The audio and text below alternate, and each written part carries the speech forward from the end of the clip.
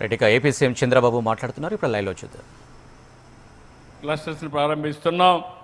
ఫైనల్గా నేను ఒకటే చెప్తున్నా, ఎప్పుడు కూడా చేనేత కార్మికులకు తెలుగుదేశం పార్టీని కానీ ఎన్డీఏని బలపరిచారు.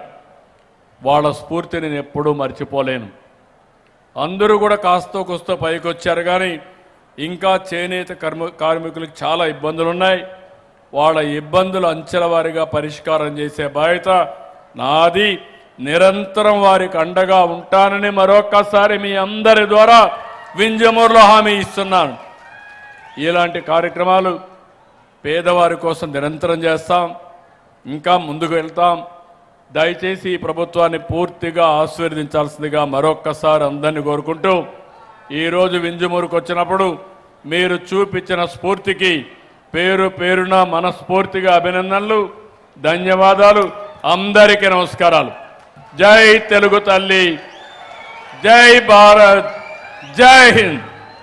గౌరవ రాష్ట్ర ముఖ్యమంత్రి వర్యులకు హృదయపూర్వక ధన్యవాదాలు. ఇప్పుడు లబ్ధిదారులను వేదిక మీదకు రావాల్సిందిగా కోరుతున్నాం.